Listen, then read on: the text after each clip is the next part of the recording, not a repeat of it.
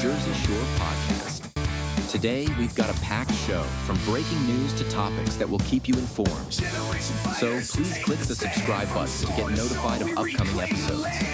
If you like what the Hammer talked about, then share the Jersey Shore podcast to others. Damon also looks forward to your comments during this episode. Tonight's Jersey Shore podcast starts now.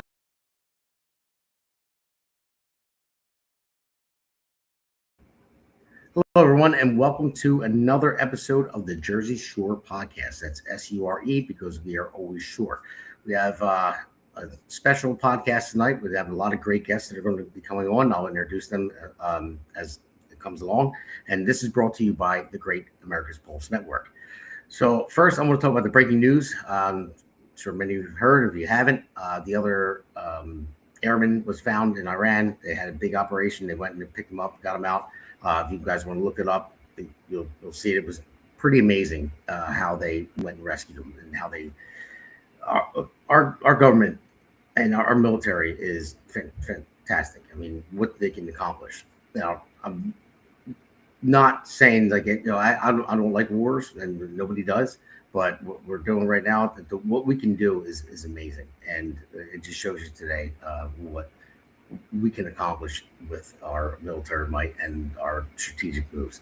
So that is some of the breaking news right there. But first, I want to go into a real quick monologue, and I want to introduce everybody that's coming on tonight, which is great guests. I'm looking forward to this big time. So I just want to say tonight is not a typical political show. This is not polished talking points. This is not consultants whispering in anyone's ear. And this is definitely not the kind of conversation you're going to see on corporate media. Tonight is real. Tonight is New Jersey. Tonight is people who actually stepped up. Because let's be honest about something right out of the gate. All right. Running for office is not easy. It's not glamorous. It's not safe. And it is definitely not something you do unless you truly believe something in this country or in this state needs to change. And right now, a lot of things need to change. Across New Jersey, people are feeling it every single day. The cost of living, taxes, bills, public safety, education, the direction of our communities. People are working harder than ever and getting less in return. Families feel it. Small businesses feel it. And parents feel it as well. And the biggest frustration I hear everywhere I go is simple. People feel like they're not being heard. So tonight, we change that. Because what you're going to see here is something different. You're going to hear directly from your candidates across the state who are stepping up and saying enough is enough. People who are putting their names on the ballot, taking the hits, putting in the work, and choosing to fight for the people that they want to represent. Not because it's easy, but because it's necessary. We have candidates here tonight running for Congress, running for U.S. Senate, at all different parts of New Jersey, all different backgrounds, but all united in one thing. They are willing to step up into the arena. And that matters because nothing changes unless people are willing to step forward and take that responsibility. So here is tonight's show that we're going to work with. It's going to be great. So I'm going to bring on each candidate one at a time, give them a couple minutes to introduce themselves directly and tell you who they are, why they're running, what they stand for. And then we're going to bring everyone back together at the same time. So there's no scripts, no filters, just real conversation about issues that matter, the direction of the state, and what needs to happen next. This is about giving the people of New Jersey a voice. This is about letting you hear directly from the individuals that are asking for your vote. And this is about making sure that this election is not decided by headlines, narratives, or political machines. It is decided by the people. So let's get into it. Let's start bringing on the candidates. So first one. Here we go. We got Justin Murphy for U.S. Senate. Hey, Justin, how you doing? You've been on here many times, so you know the drill. But hey, listen, tell people who you are, why you're running. Let's get into it. Damon, good evening. It's always a fun time to be here and a pleasure to be on your show. And I know I see how much hard work you put in for your campaign and to get out the conservative voice platform. And can't thank you enough. But we're doing on the trail here. June 2nd is our primary. We will be nominating someone to run against Cory Booker for our U.S. Senate seat. And hopefully that'll be me. You can look me up, as you got shown here, Jersey Justin, number 4. JerseyJustin4Senate.org. JerseyJustin4Senate.org, and the 4 is the number 4. My Senate pledge is on there, and links to my X account, Instagram account, YouTube channel, and soon to be TikTok account. So we're out knocking doors, walking neighborhoods, trying to raise some money. Got a big event coming up. Please, everyone is welcome. April the 18th, Saturday night, at the Buds Farm in Pemberton. We're going to have a big dessert-infused campaign rally with all the cheesecake and key lime pie you can eat. With a campaign rally, hopefully we had a nice night without bad weather, and we'll use it as a big momentum springboard midway through the month, and hopefully raise a little money and just keep pushing through that June 2nd primary. Yeah, no, awesome. Bud's Farm is awesome. I was there before. We live streamed there. If you remember the America's Pulse Network podcast, we went up there. But all right, Justin, well, thank you. We're going to go to the next candidate to bring that in on. We got Jason Cullen coming up here. Justin will go in the back room. And Jason, how you doing? You've been on before as well. So introduce yourself. Let people know how to find you, why you're doing this, why you're running. 1 to 2 minutes. Absolutely. Damon, listen, thank you again for having me, man. I always appreciate it. Always have a good time hanging out with you on here, man. It's always a blast. No problem, as always. So Jason Cullen, I'm running for Congress in New Jersey District 3, and that covers most of Burlington County, a little bit of Monmouth County and Mercer County. Look, I'm not doing this because it's my turn or I'm part of a political club, right? I'm doing this because people in this country are getting crushed every single day, right? And the folks we're sending to Washington, and they're not fixing a damn thing, right? Housing, healthcare, education, utilities, food, everything costs more and more every day, right? And it's getting tougher just to live your life, just to take care of your family. And the people that we keep sending down to DC, they're out of touch and nobody is holding them accountable. So, Damon, my focus is simple. It's affordability and accountability, okay? Affordability so working families in our district can actually get ahead instead of just scraping by month to month. And accountability because we need to go after the waste, the corruption, the backroom deals, and replace these out-of-touch political class with regular people who are just sick of this garbage and ready to fight back. So I'm tired of watching my district being ignored, so I'm running to take this fight to Washington. I want to deliver real results for the people who actually live here and understand what we're actually going through. I love it, man. I love it. I love your passion. So, all right, we'll go throw you in the back room for a second, and we'll bring on the next candidate. We have Hillary Herzig coming up. Hillary, thank you for coming on the podcast. So, for the first time having you on, it's a pleasure. Thank you very much. So, same thing. Introduce yourself and let people know why you're running and what your passion is. Thank you so much, Damon, for having me on the Jersey Shore podcast. I'm really excited to be on your podcast, and I see what you're doing, and I want to commend you for the work you're doing in your own race as well. I think it's really important that we have Republican voices out there speaking for everyone. So my name is Hillary Herzig. I'm running in Congressional District 6 for U.S. House. I'm running as a mother, as a wife, and as someone who loves my community.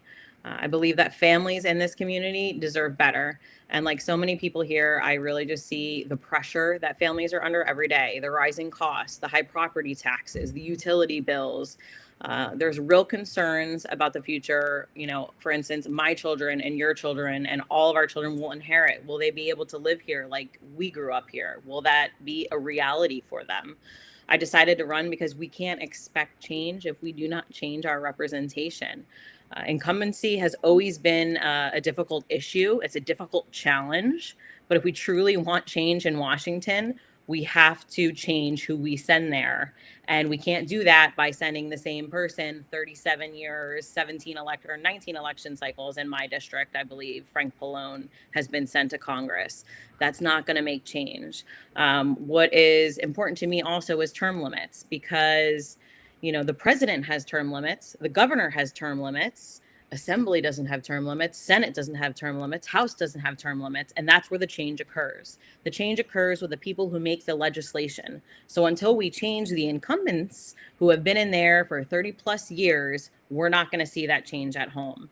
So I can say this. I am not a person that's going to bow to political machines. I am not going to bow to corruption in Congress. I will call it out on either side, on the Republican side, on the Democrat side. I don't care if there's corruption going on down there and you send me as your representative, you better believe I'm going to expose it. And I'm going to say everything, that I find. And I'm going to be a representative for everyone in my district, not just Republicans, but Democrats, independents, libertarians, everyone.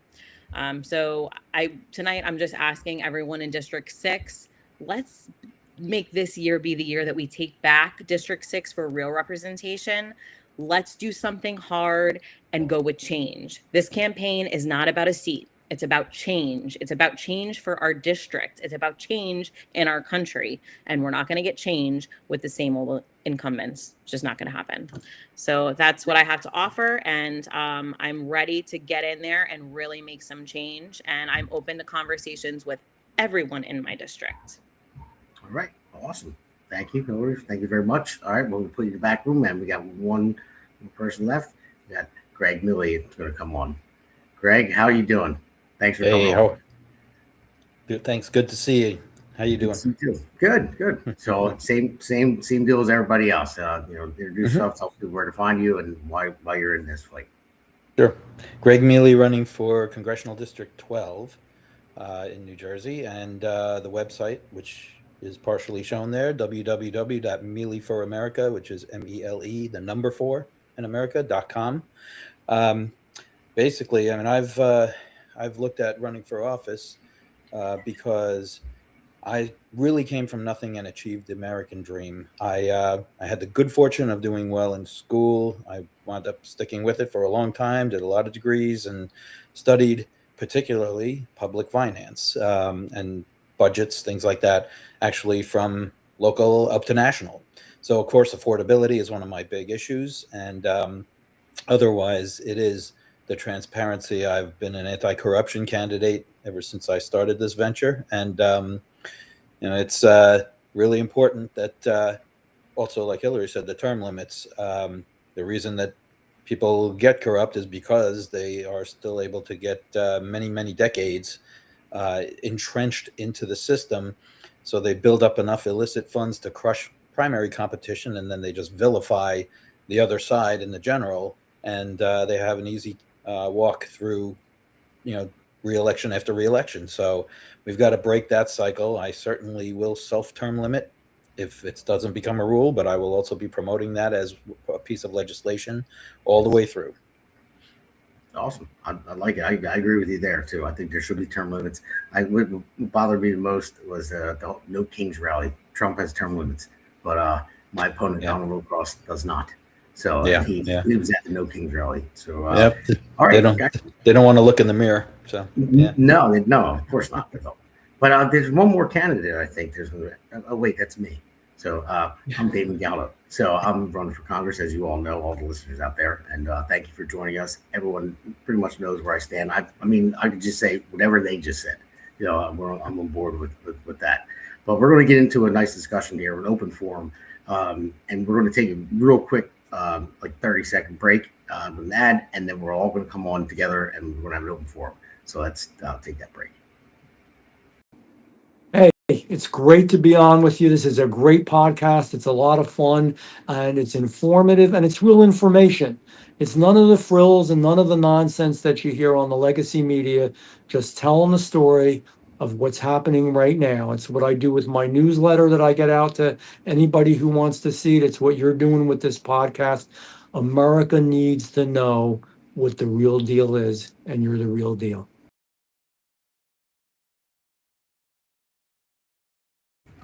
And again, as always, thank you for that, Jeff. I really appreciate that plug that you gave me. Jeff's a great guy, man. He gave me a 32-minute interview. When I asked him to come on, he said, sure. I thought it was going to be like a Fox News interview where he's on there for like 5 minutes. He gave me like a full, 32-minute interview. I was like, wow, it was great. It was a good time, though. Jeff is a good guy. But so, guys, let's open it up. I'm going to just ask one simple question, and we can go over the room. I'll go with ladies first. We'll start in one sentence. What's the biggest problem in New Jersey right now? And I'll start with you, Hillary. Ladies first. Illegal immigration. Well, that's just solid. I gave it to you in 2 words. Yeah. It literally affects every part of our economy here in New Jersey. It is why we have high taxes. It is why we have high insurance. It is why we have high utility bills. Everything goes back to one thing. It's supply and demand. And when the demand comes over, unvetted, over our border and floods into our state, because now we have a sanctuary state, right? It affects everything. So we need to bring back the meaning and dignity in citizenship. And right now in our state, that's not happening. And New Jersey taxpayers and New Jersey residents and American citizens are paying for it. You're right. $7.3 billion a year for being a sanctuary state. $7.3 billion. And I say this all the time, and I don't care. I'll beat a dead horse. I'll say it all the time. If we were to recoup that money, not because my property taxes are going up about $2,000 a year in June, and if we recoup that money for the 30 or 3.6 million homes, wherever it is in New Jersey, you could lower everyone's property taxes by over $2,000 a year if we didn't spend that $7.3 billion. So that just something to look at, everybody that's listening. Like, sanctuary state goes away, no paying for illegal immigrants. We get to save money and actually live comfortably. So I want to go to the next one. I see Arlene is up there posting a lot of stuff. Thank you, Arlene, for hi, Justin, Jason. Good luck, Hillary, and Gregg. Good to see you again. Gregg, I'm sure you know Arlene. So Gregg, I'll go to you next. I mean that I agree with Hillary. That's one of the biggest problems. It's illegal immigration. But what do you think will be the next biggest problem? Unless you want to elaborate on that. Well, I mean, I do want to acknowledge. I mean, Hillary hit it right on the nail on the head. That it's the cause and effect. Basically, the illegal immigration is causing a lot of our other problems. Especially, I mean, to me, as an attorney, I feel like declaring a sanctuary anything is treason. It is against your oath of office. You should be removed. You should be jailed. And I just don't understand the tolerance for something that is obviously already against the law. There is no debate or argument that really should be happening, but somehow we find ourselves having to try to justify what is already the law. And it's really tough for me as an attorney to deal with those kind of situations. But tying to the other topic she brought up was the affordability, basically, and the economy. I think the difficulty we have. It's mainly that in the tremendous cost we have to pay, but also it does tie into the term limits and the transparency, which is another big issue. If government was more transparent, we wouldn't have things like Minnesota and California now with all of that corruption. And also with the term limits, people would not have decades in office to build up an illegitimate pot of gold that they can use to crush primary opponents. And then, I mean, thanks to media that has their slant too. I mean, a lot of general elections have a pre-built-in slant against one party as the devil, basically, in most districts. And so we have to get rid of all of that too, and get where we can get our message out and meet the people where they are and have them understand we are real people here running. We are not putting on a show like many people already in Congress, and we have to get in to really make this thing change.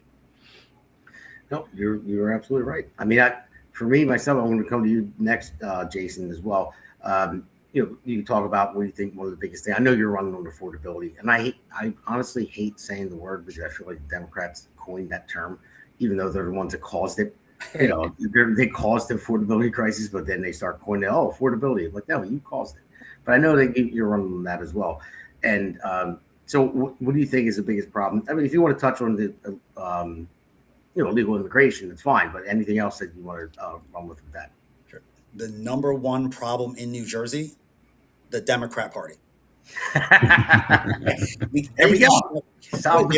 Right. They've been in charge of this state for a quarter of a century. So everything that's wrong is because of them. It's every decision that they've made, whether it's illegal immigration. They're the ones that are creating a sanctuary state. They've created the affordability issue. The cost of living is so damn high because of them, with the incredible spending, the high taxes. Everything that we have, every economic hardship we have is because of Democrat policy. So the number one problem with the state is the Democrat Party. If we get rid of them, we'll solve all of our problems. Damn, we should. All right, show's over. It's ended right there. So, all right, so Justin, I'm going to go to you next too, because I probably know where you're going to go with it. But What do you got? Well, Damon, I agree with what everybody has said. And unfortunately, New Jersey doesn't just have one problem. We have a long list of problems. And each one of you articulated a very thoughtful position and substantively pointed out what the problems are: illegal immigration, property tax, Democrat Party. Jason, you're right. They've had a majority in the state house for the last 25 straight years.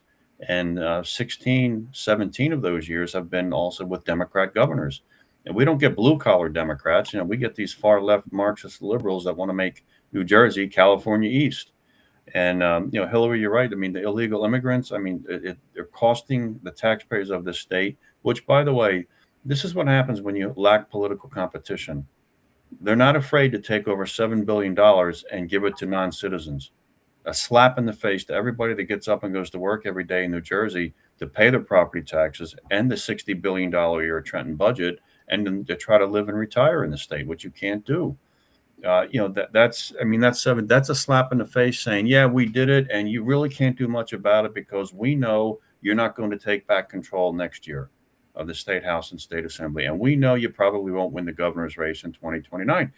This is what happens when you have no political competition. There's no consequence to their political actions, and that this is a major problem for New Jersey right now. Our political system is not functioning right. The government is out of whack. It's corrupt. It's overbloated with waste, fraud, and abuse. And then the problems just stem from there. How do we ever lower property taxes? Well, when you're giving away $7 billion to illegal immigrants, guess what? You're not going to lower property taxes for New Jerseyans. And that's a shame of it. And it's sad. I was thinking today, I was walking through neighborhoods. I've been on the street myself campaigning. I'm knocking on doors. Today I was in Medford, New Jersey, in Burlington County. And I was really sad. This is the town that I grew up in. I've been here since 1976 and Tabernacle since 1978, neighboring towns. And I was looking for a friend of mine, and she has a for sale sign on her house. And I'm thinking, how many friends of mine have moved out of this state because they just can't afford to live anymore, or the madness with the public education system? And we were in like this kind of death spiral. People just can't wait to get out of here. And it really made me sad. I'm like, this is where I grew up. I grew up with these people. We were friends. We went to school together, college together, high school together. We worked together. We go to the gym together. And so many of them now move out as a matter of necessity. And it's just really sad to see that the quality of life is really suffering, as Jason puts, under the Democrat Party. When you get down to it, the real brass tack is the Democrat Party. They put us in this mess, and they're incapable of solving it. And unfortunately, we can't inflict enough political damage on them yet for them to switch gears, change course, and actually start putting forward solutions that will benefit the working classes of this state. So it was sad to see people, and everyone has the same complaint. I can't live here. I pay property taxes. Property taxes are so high. They're keeping people from being able to retire here or raise children here. And it's, we have solutions. We just don't have the political will or leadership in Trenton to implement anything that would make life better for New Jerseyans. So we've got a multitude of problems, but you all touched on substantively the aspect of each. It's the Democrat Party. It's illegal immigrants. And then, of course, from that, we get high property taxes. We get a public school system that's broken and failing. What else do you need? You get Mikey Sherrill. She's obviously just worried about trying to do what she can to obstruct the Trump administration. We've now codified being a sanctuary city. That is not madness. That is utter madness to codify, not just to have the executive order policy, but to have your legislative body pass a law that says, yeah, you can come here. Okay, it does nothing but attract criminals. So who puts up with the degraded quality of life with less safe streets? You and I, our children, our families, our neighbor. It's just. You're right, Justin. And the thing is, I think, and this is going to be open to everybody after this. Everybody jump in for anything you want to talk about after this. But I just want to look at my opponent in Norcross. No, he has the monopoly on everything. His tentacles are everywhere. He controls a lot of things. Yeah. And it's the same thing with the Democrat Party. They do. They made us a sanctuary state. Everyone knows why. Because they want illegals to vote. They're fighting against the SAVE Act because they want illegals to vote for them. They want to, and that's what it is. That's why they codified it in law that we're a sanctuary state. And that's a big deal. And people don't realize that. It's a really big deal. And I wish that we can come up with something, and I swear I will try to, that if you're a sanctuary state and you allow an illegal immigrant that has a record or whatever, that is a criminal, not just a criminal from crossing our border, but already has a criminal record, and you don't deport him and get him out, and you stop ICE from getting him, and they hurt somebody, then the government should be sued over that. The state should be sued over that. They have to be held accountable. And the people that let them out and let them be here need to be held accountable. And that's where I'm going with that. I will find a way to figure that out, how to put that into law, in federal law. Well, they can sponsor that bill with you. Yeah, Damon, the accountability needs to come from the voter to kick these people out of office. And we have such a high level of apathy. We can't do that right now. I know. Well, we need to get people out to vote. I mean, what is it, Justin? We have like 22 to 25% midterms Republicans come out to vote. Well, you will have, I mean, if you look at an historical analog, most of your midterm elections have between 33 and 39, maybe 40% of people are upset about something. Of a turnout rate nationally, individually in states for midterm elections, which means you'll have well in excess of 60% of the registered voters sitting home this November not voting.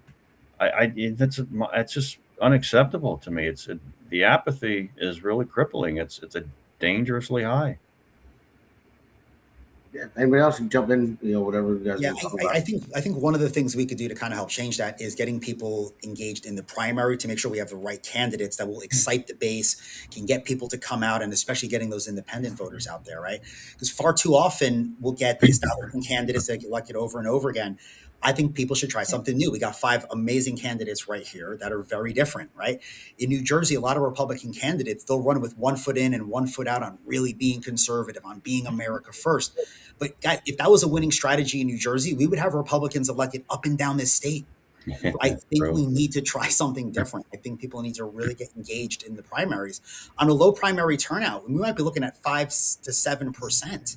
Yeah. That's going to be the party insiders electing who the candidates are going to be going into November. So we really got to do our parts. Everybody, get your friends, your neighbors, everyone out in the primary to make sure we're getting the right candidates that can go in there and can energize people and get people out to vote. It's the only way we're going to do this. Yeah. Jason, I will guarantee you there will probably, in all likelihood, be well over 1 million registered Republicans that do not vote in this June 2nd primary.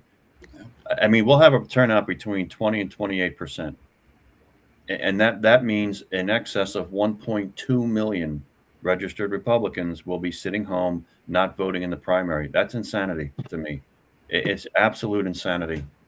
Right. And then how many of those Republicans then in November are going to say, I can't believe this is our choices? Yeah, right. I mean, look, not to bash the party, but, just as a, I mean, we're all running to the same water hole, looking for money, looking for resources, and it's tough. I mean, no one really thinks we have a chance, either at the Senate seat or the House seats. They're worried they're going to pump money into probably 3 congressional races. Damon and Gregg, I don't know if they're going to plan on, if the RSC can help you guys, and Hillary, I hope they can, but I think right now they plan on pumping a lot of money into Van Drew, Smith, and especially Tom Kean. Tom Kane's going to get the lion's share of money because they're scared to death of losing his seat. Now, look, I don't want to see him lose his seat. He's one of a few Republicans. But what happened? What about you guys? What about Damon? What about Hillary? What about Gregg? I agree with that 100%. And, honestly, that's the Washington machine. Let's be honest. The eagle represents us, right? It's 2 wings of the same bird. And what they're doing is they're protecting incumbency.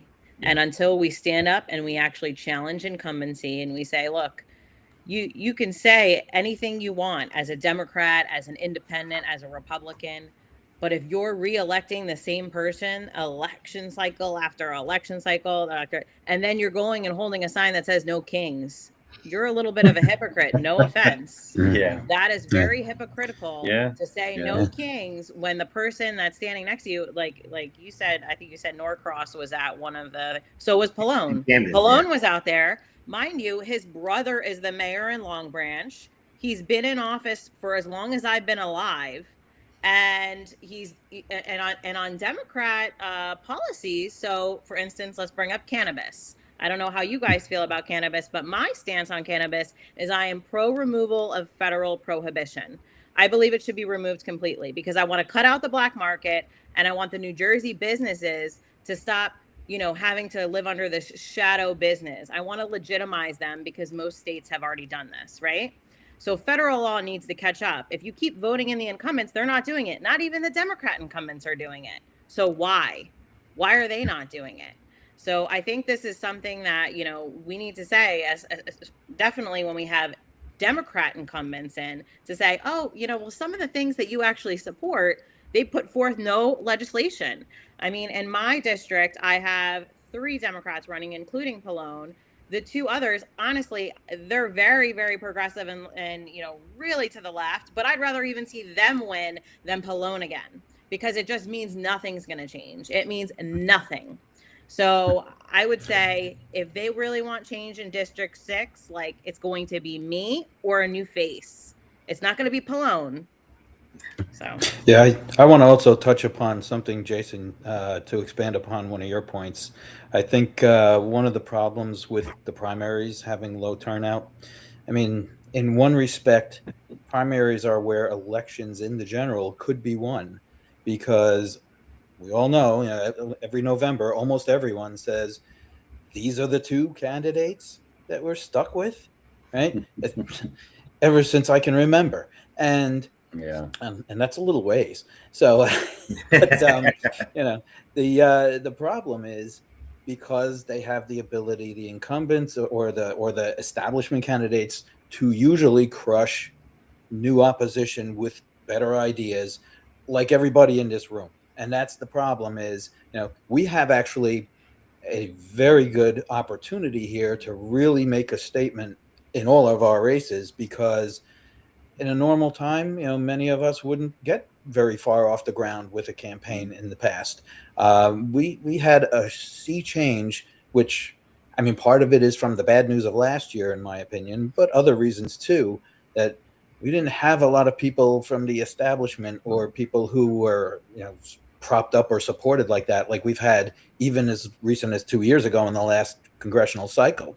And now we've got so many fresh faces that are unafraid to share their ideas the way they need to be. I mean, that's why, for me personally, I'm very proud to be part of this coalition, because I think, this is where the change is going to start, is when we say, you know what, you're not getting those same old 2 choices in November. You are going to have some people who are not afraid to say what has to be done and be ready to do it and stare down any kind of either opposition or threats or anything else.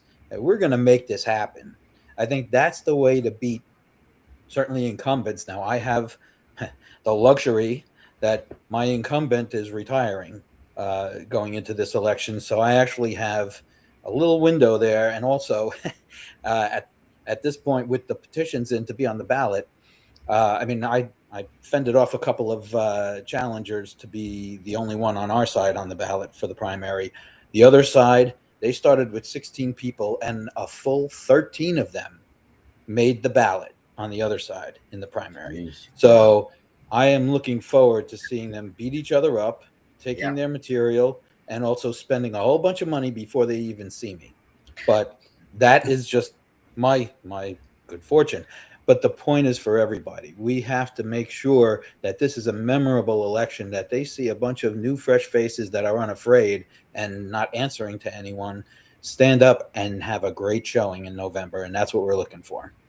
No, you're right about that, Gregg. Absolutely right, 100%. And the thing is, the reason why I wanted to get everyone together and show like a united front of Republicans, because Republicans tend to run head first into a tree while kicking themselves in the ass when they have an advantage.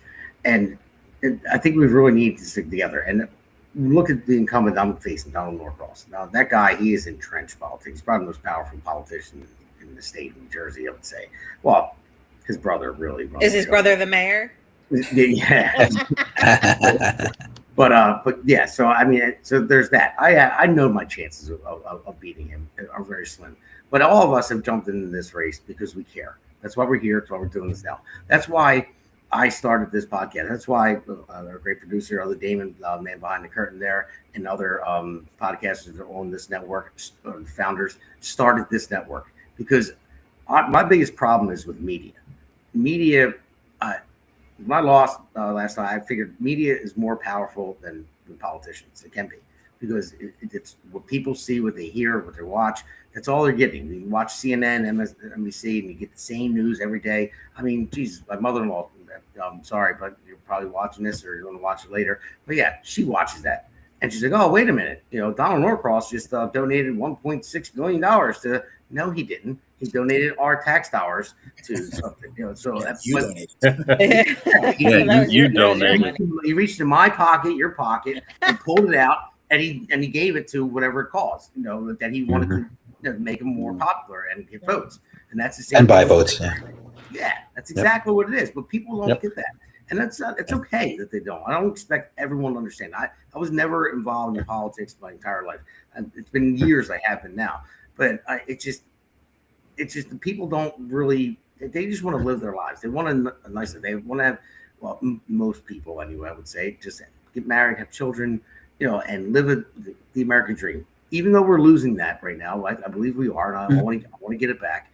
But that's what a lot of voters. When we talk about the amount of Republicans that don't come out, I believe that's one of the big reasons. Is because they just want to be left alone and live their lives, and they don't pay attention. They don't want to get involved in this stuff.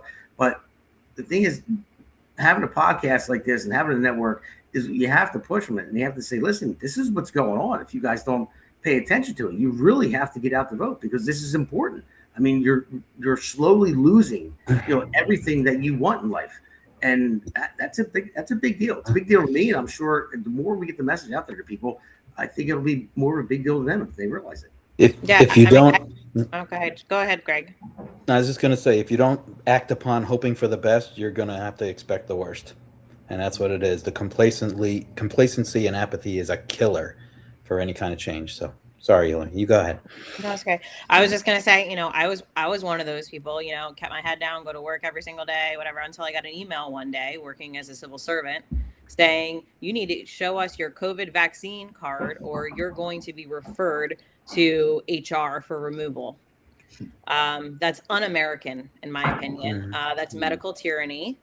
And I will stand against that no matter what. And in 2022, that happened to be the same time that the border was open and I was working to help naturalize United States citizens. And I said, really? So my job is being counteracted. And now you're going to tell me that I have to consent to a medical procedure? Okay, I'm done. And I walked away and I prayed about it. And I said, how can I better serve? How can I serve my family? How can I serve my community? And I moved back home to where I grew up in Monmouth County. And now I'm here and I want to serve. And I just want to serve people. That's all I ever wanted to do was serve people. It wasn't until my rights started being infringed upon that I'm like, well, I can't just serve people because then I'm just going to lose all my rights. So I had to actually step out of, the executive branch and say, I want to change the laws. Because if you're treating people like that and taking away their religious liberty, if you're taking away any of the freedoms that are guaranteed to us in the Bill of Rights, then I'm going to fight that. So, that's what I stand for, especially parental rights. I want to know what's going on with my kids. I would say, yeah, I'm a little bit of a helicopter mom. I don't care. I'll be it. Because I want to make sure my children are safe. And I believe that, through my morality, that's the job that was given to me. But I also want to make sure everyone in my community is safe because I actually care about people. So I think that's what's missing here is a lot of the incumbents, they're detached from what's going on in their district. And I would say Frank certainly has that problem. He speaks a lot about all the changes he's going to make and everything, I'm going to do all these. Really? It's been 37 years. Yeah. Now, all of a sudden, you have two progressive Democrats running against you that want to abolish ICE. But have you actually ever succeeded bringing an immigration reform bill to Congress? No, you haven't. So it's time to step aside because if incumbents in my district want that, I'm the perfect person to bring that because I actually worked in citizenship.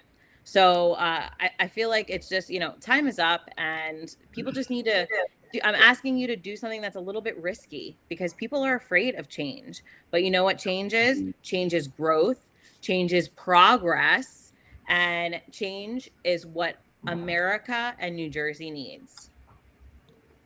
Right. Hey, and listen, I just wanted anyone that's posting in the chat, anyone can pick up after this, but I'm just saying, people are listening, you could post stuff in the chat box. The Ann just did. Said, go Damon, Hillary, Gregg, and Justin, and Alex, and Alex. So, but anyway, I just want to let everyone like and subscribe to the show. And you guys have a question for any candidates, you can put them in the chat box. We will bring it up and we'll answer that question. Or if you have a statement that you want to make about something that's important to you, we can throw it up on the screen. So, all right, let's continue. Jason, what do you got? Term limits has come up quite a few times today, and I just want to make sure everybody out there at home watching this knows that you got 5 votes right here for term limits, and none of the incumbents we're running against are going to vote for it. And this is a Republican-Democrat thing that everyone's in agreement on. So you got 5 votes right here. We'll make it happen. So what did it go, Alex? Ann, no, Murphy. Sorry, Ann. I just realized what that meant. And no, Murphy. So, all right. So, I just realized what that meant. I read it, but anyway, I don't care. What is that? Is that go Alex? I guess it was Alex. Yeah, I know. But Ed, no Alex. Murphy. It's Murphy. I just realized what you meant by that. So, Was that Ann's comment? Says go Damon, go Hillary, go Gregg, go Justin, and go Alex. Well, it says go Justin, but I don't know. I don't know. Jason, I don't know. Justin, go. I don't know what you meant by that, Ann. So I don't know if you messed that up. But Ann, what do you mean go Alex? Alex and Dan? It says Justin and Alex, so I don't know. Oh no! So. He's one of my opponents. We got there's 4 of us running. So, and quick, hit the edit button. Yeah. So how do you? All right. So Arlene says, how do you feel about the Convention of States? I do like the Convention of States. I think it's a very important thing. I didn't know a lot about it until a few years ago. I didn't realize that was like a kind of a backdoor thing that Congress put in there. If it wasn't working federally and the states come to, what is it, like 32 out of all the states have to come together to change something. I mean, I always like 34.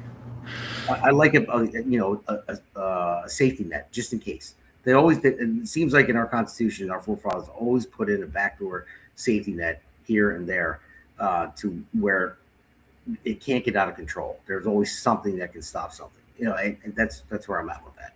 So I don't know how you guys feel about that. Yeah, I think more people need to be made aware of the Convention of States, because I don't think a lot of people really even know what it is. They need to start calling their representatives in their states and start calling for this damn thing, because it is the only way. If we can't knock these incumbents out of Congress that have been there for 30, 40, 50 years, it's going to have to be the states that change what's going on in there. And that's how we're going to have to do term limits, for example, right? It has to be a constitutional amendment. Is Congress going to vote themselves out of a job? Probably not. But through a Convention of States, we can do that. We can get a balanced budget amendment. We can cure the 14th Amendment, which I don't understand why there's any debate over that, considering on the Senate floor during the debate for that, the author actually said this is not for foreigners. It was for children of slaves. There's a debate for it because it's been used as an immigration loophole for decades. Yeah. That's why now there's a debate against it, because immigration enforcement, whatever. Think about it. DHS was just formed after 9/11, right? And ICE is a part of DHS. USCIS is a part of DHS, Citizenship and Immigration Services. First, it was INS. So now there's a debate about it because they started using it as a loophole. So it just took literally that long to get through, just like the SAVE Act. The SAVE Act has been around now for over a year. Then it became the Save America Act. Now they're gonna have a filibuster. Now they're gonna debate it. We should have passed it months ago. Like, just remove the old Senate rules, remove the filibuster. It's not in the Constitution. It's not even constitutional. They made it up. It's something they made up to stall progress. I think that's, maybe what sets me apart a little bit different is like, I don't want to say I'm progressive, but I want progress. I don't want the same old stuff going on. And that's what's going on is right now we have a Senate Majority Leader, John Thune, who is like, oh, we're going to, let the Democrats speak on it. And we're going to, no, like, you have the majority, use it. In New Jersey, the majority does not cower from using the majority to ruin our state. They do not cower to, they're going to sign the sanctuary laws and they're going to send it to the governor and she's going to sign it. They don't cower. So what is it? What is the purpose of having a majority in the Senate and the House if we're not using it? Right. When it's not even just Thune. I mean, there's other Republican senators that don't want to get rid of the filibuster either. So we can't even put all the blame on him. We have. I know. I mentioned earlier that Democrats are the problem, but honestly, there's a lot of Republicans that are part of the problem too. We have to change these people out. Yeah. Right. They have. They honestly. Right. Nothing can happen when you have a 2 or 3 seat majority. You know, to really be effective, you need 4, 5, 6, 7, 8 seat majority, because you know you're going to lose somebody. We're not really parliamentarian like Western Europe, so you always have to factor in. You're going to lose a couple votes here and there. So, like I said, you know, winning back control of each chamber was great, but to do it by such a thin margin, you know, there's going to be problems. You know, and our founding fathers wanted it this way. They designed us with checks and balances, federalism, shared power between government and states. Federalism, checks and balances. You know, they created us this way to be methodological, deliberative, slow. They didn't want things to be moved through quick. And, you know, throw that in with a political class that's a greedy to hold on to political power. Yeah, we do have a problem with efficiency sometimes. But, you know, when you look at the Constitution, we need bigger margins to get anything done, because you know you're going to lose the Lisa Murkowskis and the Susan Collinses. They're just, you know, they'll be there for you maybe 60% of the time, which is fine out of the, you know, but, you know, Murkowski, to think that people of Alaska have reelected her. I mean, you should be able to get somebody more conservative out of there. Maine, you can see. Maine's an issue. Maine's a moderate state, split in two, basically. But that's, you know, we don't have, we don't have enough of a margin right now, which is why obviously this midterm is critically important. But, you know, we're designed a certain way too. We're designed with checks and balances, separation of powers, federalism, and that keeps things from passing along. Now, Hillary, I agree with you. I do not support the filibuster. I don't see the purpose of it. It cuts both ways. It can save your bacon. It can save you when you're a minority, but it can also put the constraints on you when you're the majority trying to get something done. And what about the committees? Do you think the committees are working out great for us too? The committees? I mean, like subcommittees and committees with jurisdiction. Right. Yeah. So I mean, like, if you're a representative and you get elected to go to the House, right? And you're like, I have this really great idea for this legislation, and it's going to help my constituents.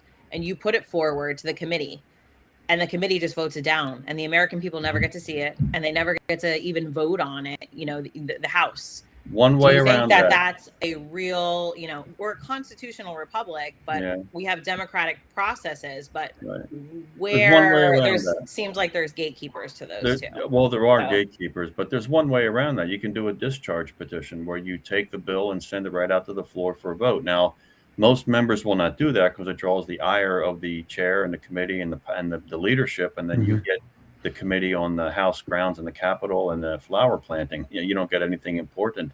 But you know, there are discharge petitions, and if you know, you can do that.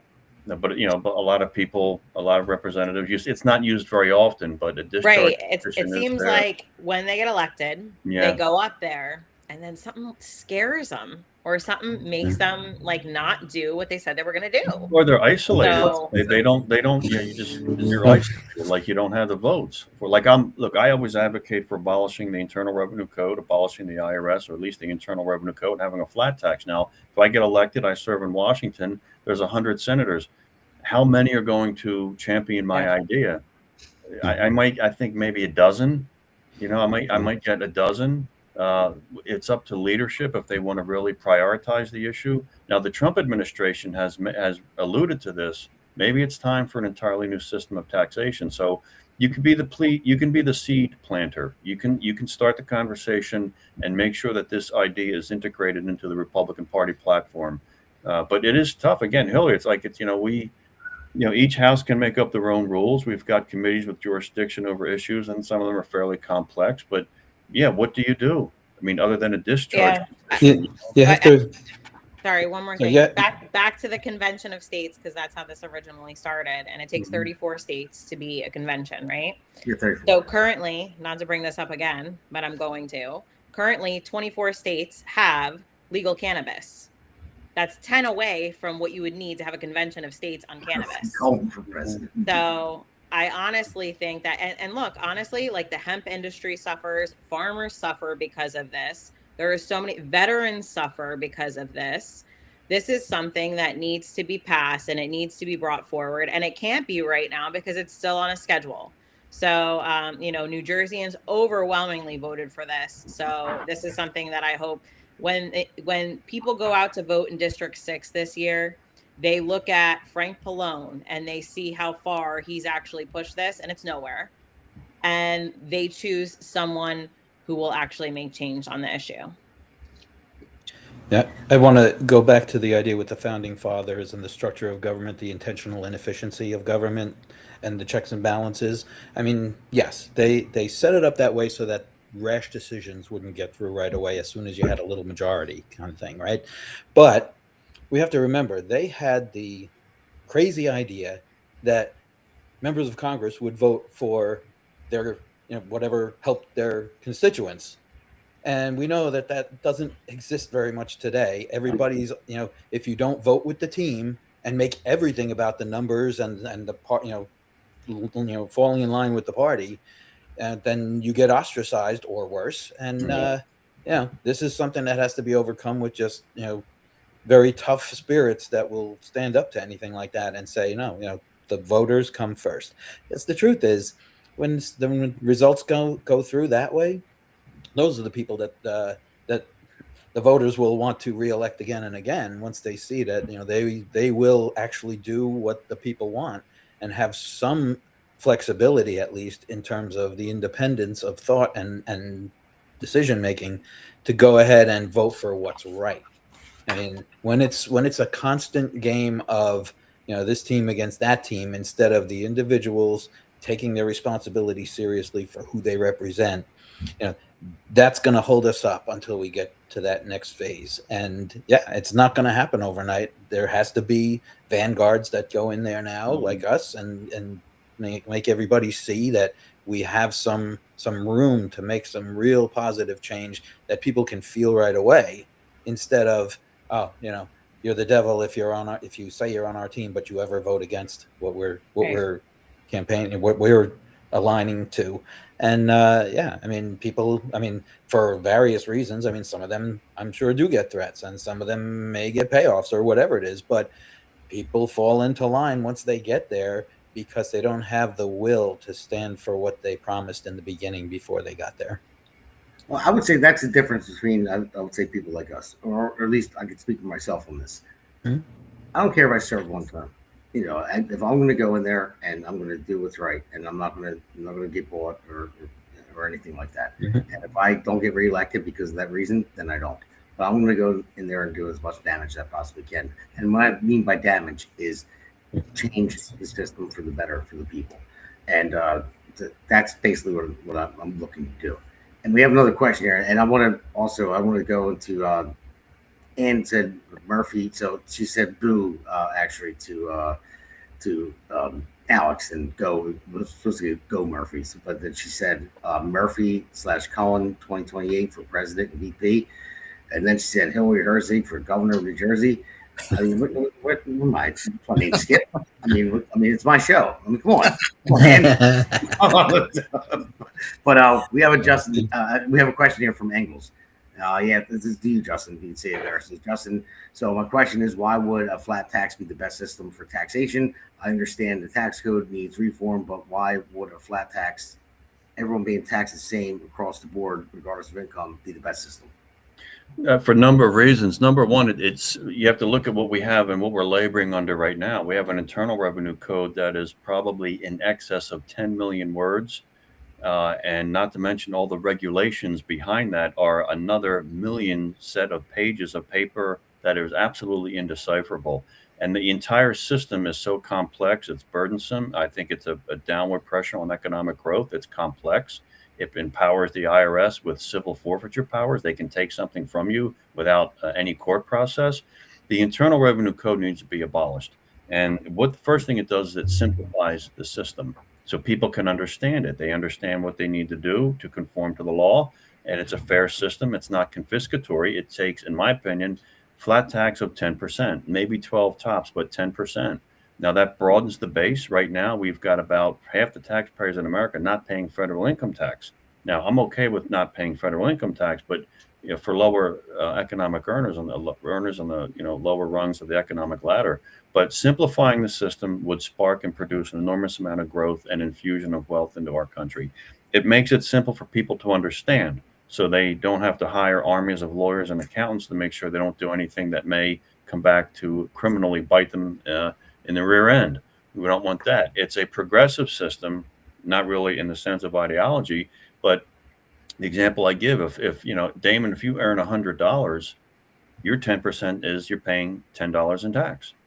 Okay, Hillary, if you earn $1,000, you've earned 10 times the amount of money Damon does. You're paying the same fair flat rate, but you're paying $100 in tax, 10 times the amount that Damon pays. So nobody on the left should ever complain about this, because it's actually a progressive scale with a flat tax. The more you make, the more you earn. You're still that same flat fair rate that everyone has, but you pay more because you earn more. But it's not confiscatory. It doesn't get up to 30 and 39%, and then your state income tax in California 13%, and then 15% in addition to the payroll tax when you're self-employed. We have such a convoluted system.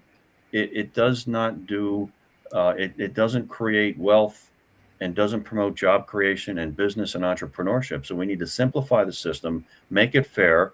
It should not. You get rid of all the loopholes and the special interest when you flatten your tax rate out. You keep deductions for mortgage and charitable.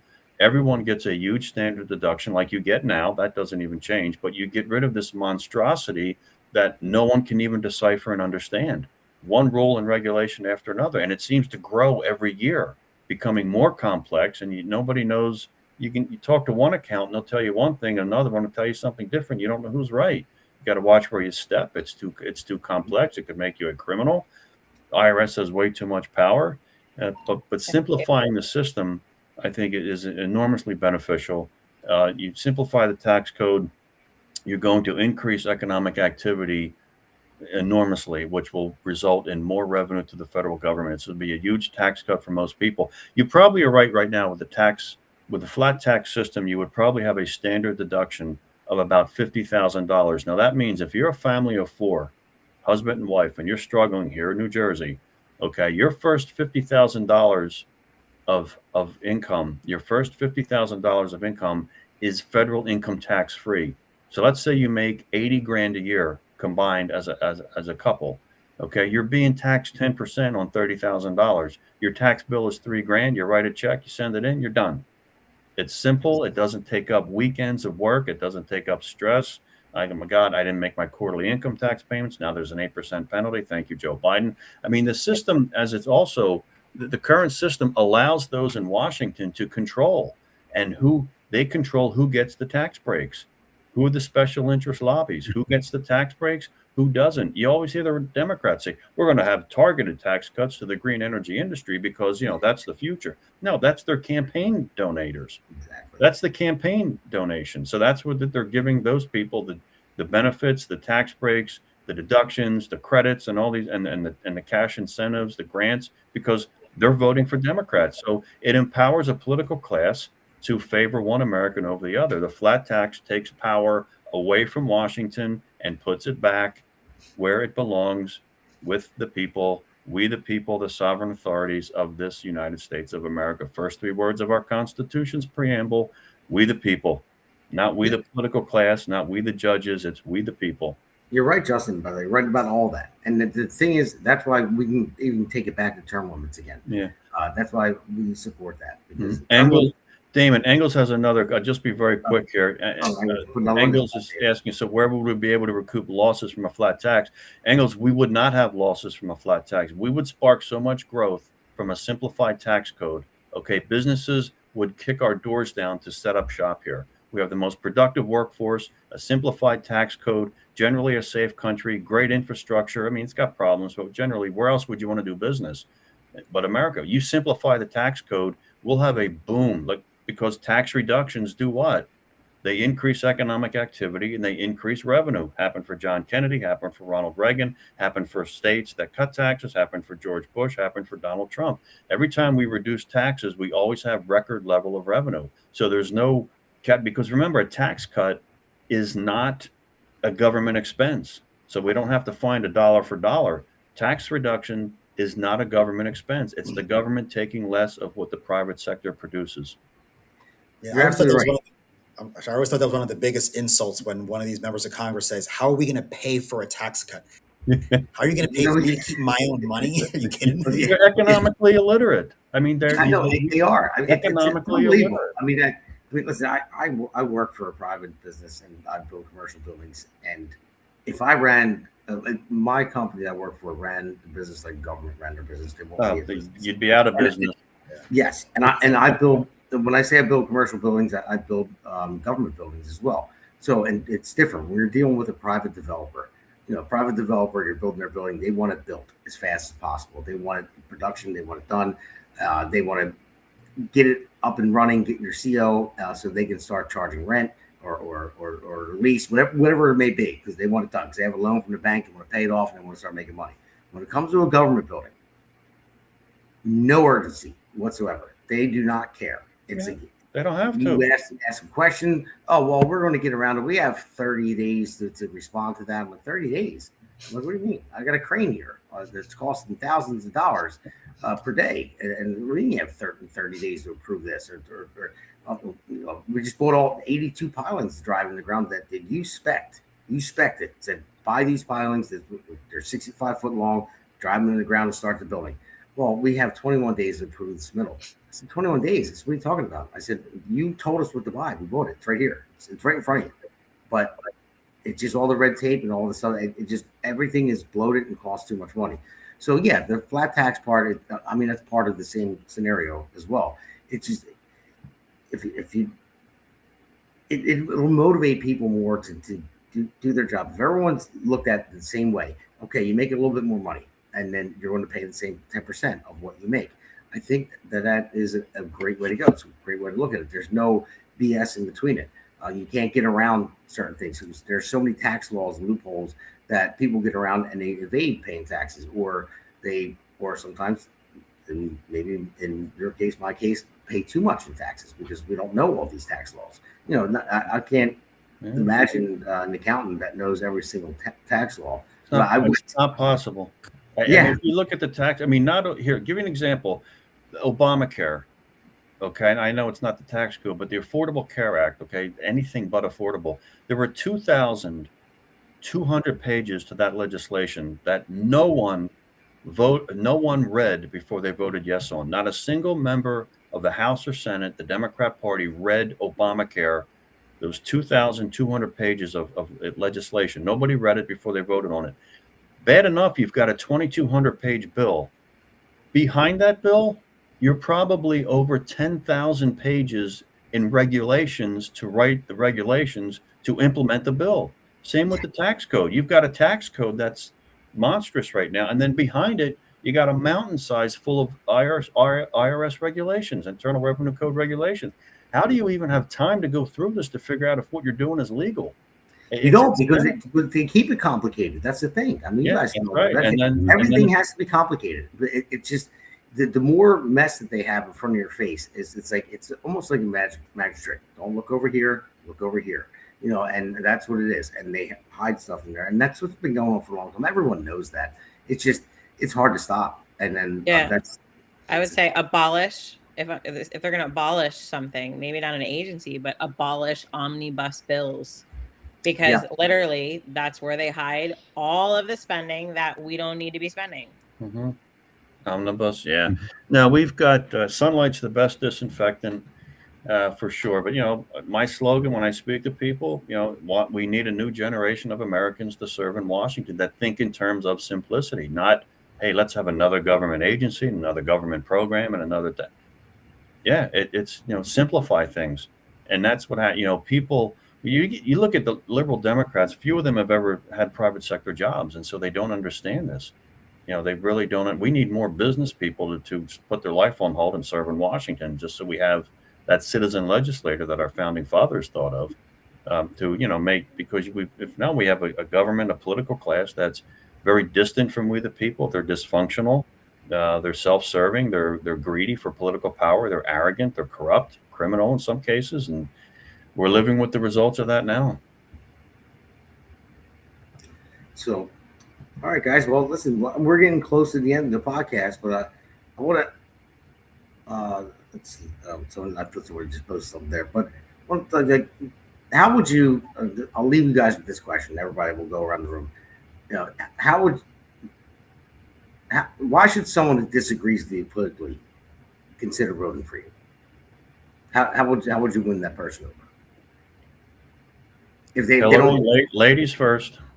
Okay. I know I'm throwing everyone's foot in the fire. The hard ones. This is a tough question. Like if people disagree with you politically, but it could be a percentage. They. Well, I mean, it depends. What would they disagree with me politically on? So I would actually I would start by listening to what they believe politically and why they believe that my political stance on that issue conflicts with them so much where they wouldn't vote for me.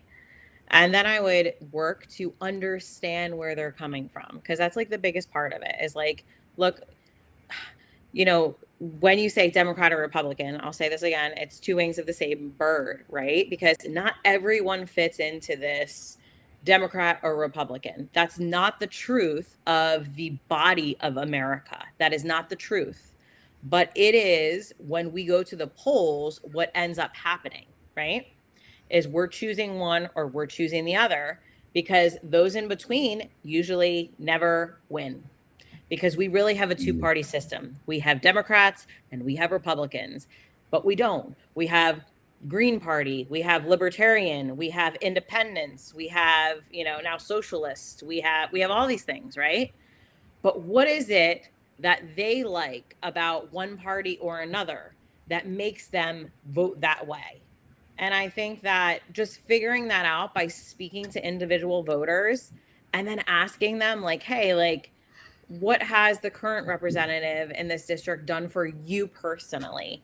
And why do you feel loyalty to him when he's been sitting in there for 37 years and his loyalty is to his donors, not to you as a constituent? So I would say for me, how I would work to win someone over, it's like, I just want to give someone an option to say, I believe in change. And if you believe in change, vote for me too, because that's what you're going to get with me. I'm not going to go there and press a button because my party says to press this button. I'm going to go there. I'm going to read each thing. I'm going to do all the research. And then I'm going to ask my constituents, and I'm going to look for the feedback on my social media pages, on my TikTok, on my X, on my everything, and say, what are my constituents who live in my district saying about this bill? And then when I go to vote, I know I'm voting for the right people. And that's we the people, not the people in power. So that's what I would say as far as, what would be the specific issue. And then I would work to understand where someone's coming from. Because look, everybody, I would almost say in a way you're even born with like preconceived notions about certain things. And then throughout your life, you're influenced by them. Okay, well, what created that in you where you feel you want to vote this way? And here's what I can offer you. And this is the type of person that I am. Because at the end of the day, I'm just a mom. I'm just a wife. I'm just an American citizen. And I'm just trying to serve my constituents. So. Nope. And you mute yourself or something? I lost you for a second there, the last couple of words. No, that was it. Okay. No, okay. Now I hear you now. It's like you were muted for a second. But all right, let's go around. Jason, let's go to you. So I'm going to expand on a couple things that Hillary said, because I think she's spot on. So there's independents, there's Democrats, libertarians that do agree with us on some issues, right? We have to find what those issues are and talk to them about those issues. So in sales, there's something, it's called critical selling skills. This is what I use day in and day out, where you ask open-ended questions to people and just kind of sit back and let them talk. And that's how you can kind of find out where they are and where they might align with you. And I'll give you a quick story. It happened a month ago. This was in Mercer County at an event that two of the local GOP clubs had. This woman had come in and she said, hey, can anybody come in here? They said, of course, everyone's welcome to come in. She said, but I'm a Democrat. I said, it's fine. Just, everybody can come in. To Hillary's point, a lot of people have these preconceived notions. Like, she didn't think that Republicans would have let her in the first place. So you should have saw the look on her face. And she's like, all right, cool. I want to see what these guys are talking about. So I got to talk to her about 5-10 minutes before the meeting started. Super sweet lady, but super far to the left. She was telling me what a great job Mondani was doing. But we had a real good conversation. I was asking her some good questions. They actually invited her to come back a month later to the candidate forum they were having. You know how hard it is to get anybody to do something a month out, right? Yeah. And in politics, and for the other side. She showed up a month later, and she actually got to ask the first question, which was on term limits. And she said, listen, before I get started, I want everybody to know, why I came back. She was, Herb Conway, who's my opponent in November if I win the primary.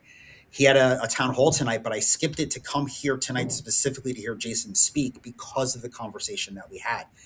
And when I was talking to her, I found out what was important to her: term limits, accountability, and the future for her grandchildren. So those are the things that I talked to her about. And after the forum, she said, honestly, if you win the primary, I'm probably going to vote for you, not because I agree with everything you say, but I trust you more now after talking to you that you will do the things that we do agree on. We have to talk to people. Yeah, it's called dialogue. Yes. And you just don't get that today. People are too narrow-minded in too many cases. Yeah, I feel like, the divisive rhetoric, and I mean, the legacy media does not help with it, right? They divide us all by category, by race, by all these things. I mean, even running, I got a thing that said, like, what race do you want me to identify you as? I said, you could just identify me as an American, because I don't want to be identified by my race, to be honest. So this is something that, I feel like the divisiveness of it doesn't help either side. And sometimes it can even lead to political violence, which we've seen in the past. So what we do is we need to talk to every single voter. I don't care if you're a Democrat. I don't care if you're a Libertarian. I don't care if you're a Republican. I don't care. I'm willing to have a conversation with you, to share my views with you. And if you don't agree with me, you don't have to vote for me. But I want to hear where you're coming from so I can better understand, if I do win, the constituents in my district. Because if you win, you're not representing just Republicans. You're representing Republicans, independents, unaffiliated, anyone who's in your district. You're representing everyone. So I think it's really important that, we do listen. So I agree with Jason very much on that. You're right. And Gregg, I'll go to you next with that question.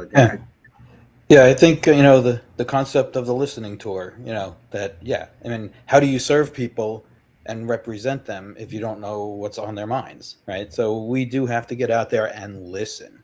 And I mean, I learned to listen when I was a very young boy, and refined through my career now that it's the key to success in representing people is, they guide the agenda. You have to represent your people ahead of your own interests many times.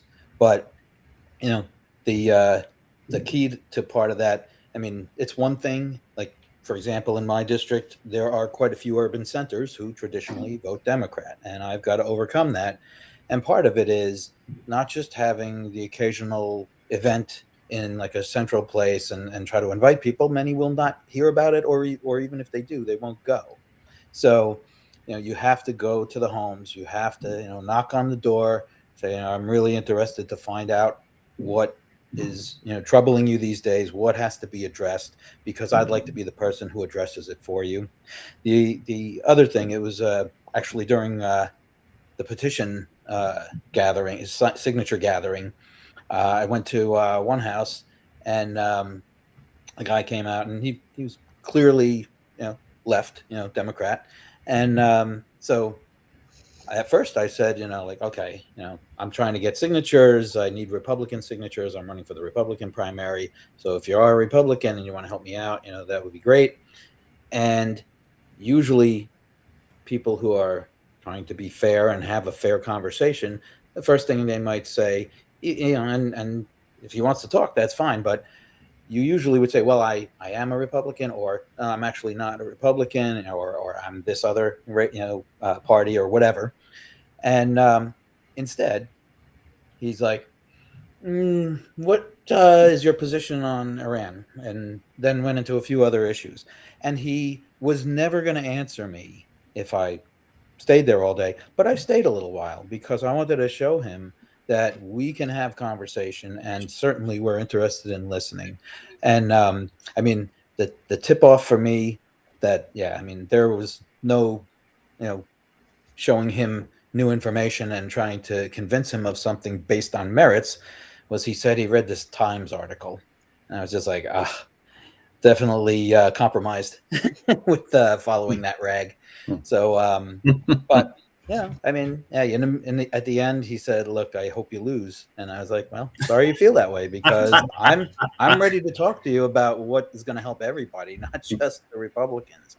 I mean, yes, you represent everyone, and it's the biggest point here is we need to talk to everyone because that's who we have to answer to. And so, to me, I just, I feel like we need to have those conversations. I mean, as many, one-on-one, knock on the door kind of thing or whatever.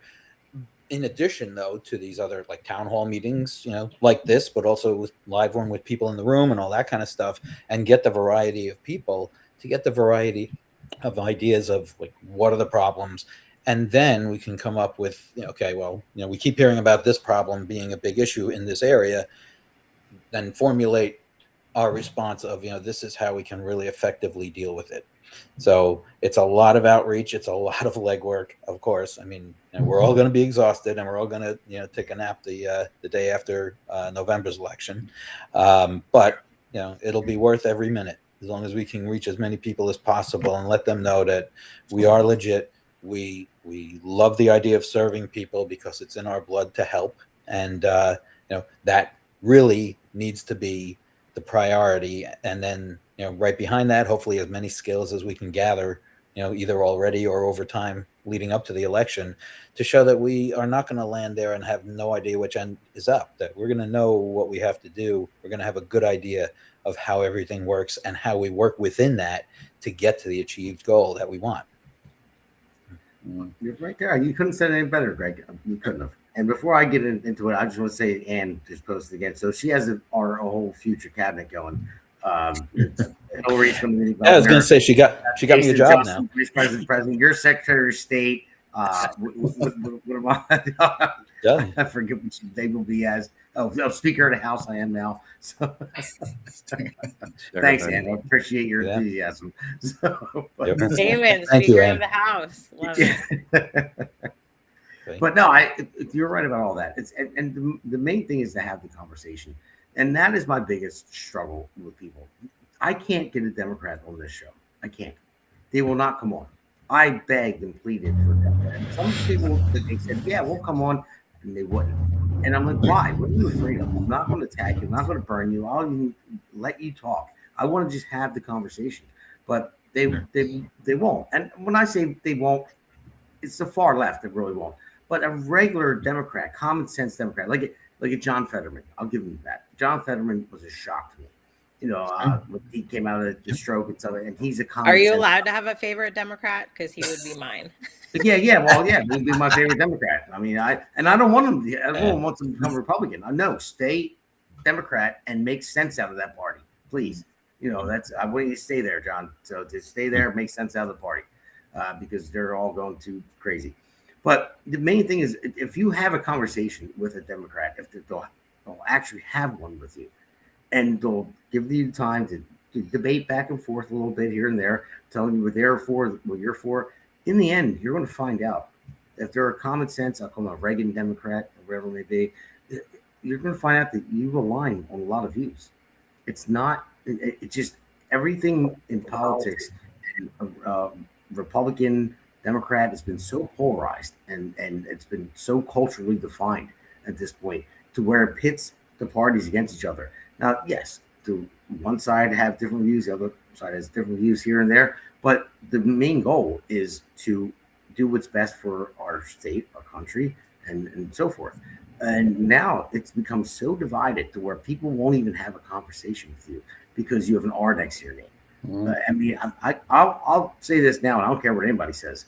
Republicans will have a conversation with anybody, and I don't care if you say, "Oh, no, it's Republicans won't. They don't want to talk." No, I'm giving the heck what you say. Republicans will talk to anybody. I will. I know you guys will. Some far left Democrats, in their mind, see the R, shut down immediately. You're the devil. You're a racist. You're a Nazi. You're this and that. Because they're all it's ingrained in their mind through mainstream media, and that's got to stop. But when you actually talk to someone, for instance, I used to be a Democrat. I was born and raised that way. I was in the union in 2014. I switched parties because I didn't leave them; they left me. That's basically what it is.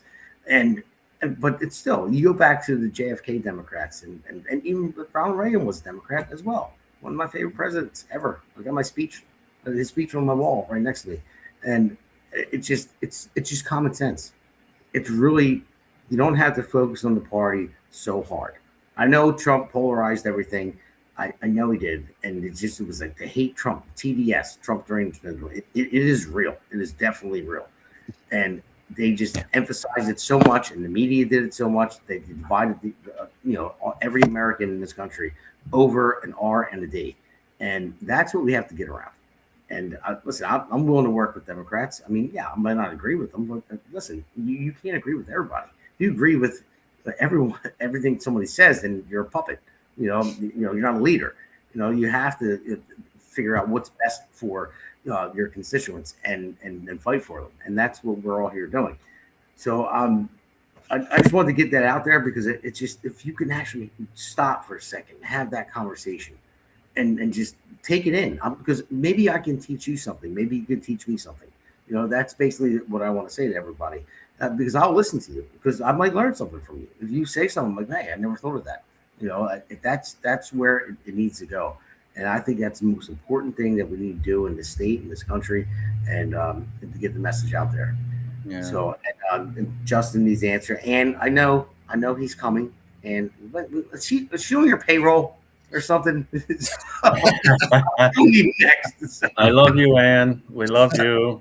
We love you. We love Ann. Damon, when I look at a voter, and I do try to gauge and judge where they're at, because look, number one, you have people that are just not receptive to you, and you just, okay, they're not going to speak with you civilly, rationally, with an open mind to engage in debate, learn and exchange, understand you, express their opinions to you civilly. They won't. So you have that block of voter out there that are just not receptive. They're too myopic. They're too TDS. The other is, are they even receptive? Do they even want to talk to a politician? And unfortunately, there's a very large number of voters out there that don't want to. They don't care what Justin Murphy has to say, or how much money he spends, or what he has up on his social media platforms. He doesn't. Some of the voters just don't care. Now, and then I have the other block of voters where I take the initiative, and I realize I do not have common ground with the far left of this country. And unfortunately, that is the makeup of the Democrat Party today. How many John Fettermans are out there? Him, it seems like. Yeah, one, until he's primaried next year or two, and an AOC-inspired candidate beats him, because that's all that the base of the Democrat Party wants to nominate. So you have the, and this is what I do to protect my own. Like, yes, can I work with people? Absolutely. Can I pass a flat tax that will be 12% instead of 10%? If it means to get the system through, yes, I would probably do that. But you don't throw away your core convictions. But you have these people that, I have to step up and say, I do not have common ground with people that want an open border, that want to weaken this country internationally and militarily, that, want the Green New Deal, that are, abortion without restriction, that want to pump CRT and DEI in the federal bureaucracy. I have no common ground with people that want to use the power of government to punish their political opponents. I have no common ground with people that want to raise my taxes, or I have no common ground with people that are promoting and fighting for, the objectives of the Marxist left, which is to basically destroy the family unit. I have no common ground with people who wage war on parental rights. I just don't. So this is where I can sharpen what I stand for. Now, how do you win people over? First, are they receptive to you? Are they willing to even engage you in a civil debate? And unfortunately, right now, our political culture is lacking that. Yes. That's a sad commentary. I mean, I knock on doors. I've been knocking on doors for weeks now, and even with Republicans, I have people tell me, I hate Republicans, registered voter. I hate Donald Trump. Yep. If you're with Trump, I'm not voting for you. And that's it. The door closes. It's not, I can't say, hey, well, what about his policies and you don't like the guy? You don't even get that far with people today. You don't get the dialogue. So there's very little dialogue. Social media exacerbates the agitation. And then you get stuck with a group of people who are not receptive, that you don't have common ground with, and then are apathetic. So, my God, what do you do? I mean, how do you do this? How do you really reach these people? And unless they're receptive, you don't have a choice. I mean, I can talk with people. I love to do it. I love to engage. I don't become angry if somebody thinks differently than me. But unfortunately, I'm never really met with that. I mean, I can't imagine if I win the primary, like, where do you go to speak to Democrat voters? They're not going to want to hear from me in large part. The Democrat that left that party, I have to find and talk to that person and inspire. I always speak about inspiring voters to vote for the Republican Party. And yes, you have to get the message out. But as far as how do you engage with them, it's exceedingly difficult today because of the political climate. No, you're right about that. And before we wrap this up, I just want to say one thing. What you said about people asking, I ran into that a lot. When I knocked on doors to get my petition signed, they would say, "Are you a Trump Republican?" Yeah, are you a Trumper? Yeah, did you? Yeah, and I said, "Well, no, I'm Damon Galdo. I'm running for Congress." And they're Republicans, and they're like, "Well, did you vote for him?" And I feel like telling them it's none of your goddamn business, but. But I can't say that. So Right. Anybody out there, this is my view, not anybody else's. Yeah, they're going to hold it against you. That's what I wanted to say. But I'm like, okay, fine. I'm going to be honest. But yeah, I did. What did I have? I had two choices. I had Kamala and I had Trump. Yeah. So who'd you vote for? I didn't ask you that. Did you not vote at all? I would assume if you're a Republican, or did you vote for the Democrat? So yeah, that is an issue out there. The TDS is real, and it's got to go away. He's done in 2.5 years, roughly, whatever it may be, and it would turn out and someone else would be in there. Just let the whole Trump thing go. All right? Did everyone make America great again? Did you read his Easter tweet, Damon, on I guess it was on X, or his Easter tweet? Probably Truth Social or something. Yeah, it was pretty rough. I mean, that he dropped a few F-bombs in there. I'm like, wow, okay. No, it doesn't. Well, you know what? I guess why not at this point? When you're that old and you're termed out as president. He's not up to re-election. He doesn't care. Yeah. So I guess that's it. It is what it is at this point. So whatever. Just don't mess us up in the midterms, Trump, please. Get this. Well, you know what? Look, we're looking at a lot of Republicans who are unfortunately going to sit home. Yeah, I know that's a problem. It's a big problem. I mean, look at what all of us are doing. And the thing is, I want to put out there before we go around the room until everyone can say, how to reach you and get to your website and campaign. Somebody asked about, is anyone getting support from the NJGOP? And I would say that's a 0. No. Yeah. And the thing is, listen, I'm not attacking. Oh, you are? Well, I mean, I got endorsed. I got the endorsement from 3. Okay. Yeah, I got the endorsement from 3 counties. I know Justin got endorsed by multiple counties. Gregg, I don't know about you. Jason, you got endorsed by. When they say NJGOP, they mean the state party, the state. Yeah. Oh, well, I mean, probably like if they're gonna endorse, it would be like after. Well, not endorse, like help. Money. What I mean, what I'm getting from that is because someone said they're $120,000 in debt, and then somebody said that Jack must have spent it all or whatever. Yeah. But the thing is, and lost. I get it. I've talked to them, but again, this is nothing against the Republican Party whatsoever. I know what shape we're in, but we need to do better. The NJGOP needs to do better. The NRC needs to do better. I mean, NRC needs to do better. We need to raise money. I know that there's money out there. We have more money than the Democrats. Last I heard, not in New Jersey. The RNC. The RNC, yeah. RNC, yeah. Nationally, the Democrat Party is broken in debt, and they should be. And the RNC is pretty flush with cash. So I'm telling everybody right here, right now, I don't care. This is not anyone else that's on this podcast. This is me. This is Damon Galdo, nobody else. All right. The NJGOP needs to get off their butts and figure out a way to get Republicans elected. because this is not an easy thing. I understand that it's not easy what you do either, but we all have families, and we have other things. We have full-time jobs. We're out there putting our necks on the line, and we're going to work for you, for the constituents out there that we're willing to represent. So we need help. So it's time to get off your butts and figure out a way to help us out. All the state committee chairs, everybody. I know the chairs of my county are very helpful. They've been doing great. It's awesome. Thank you guys, Kim and Adam, and all that. But the state committee chairs, it's your job to raise money for candidates. Now, I don't have a primary candidate. Hillary, I don't think you do either. Gregg, I don't think you do either. Justin and Jason, I know you guys do. So I know they're not going to help you out in the primary because of that reason. But we are past the primary.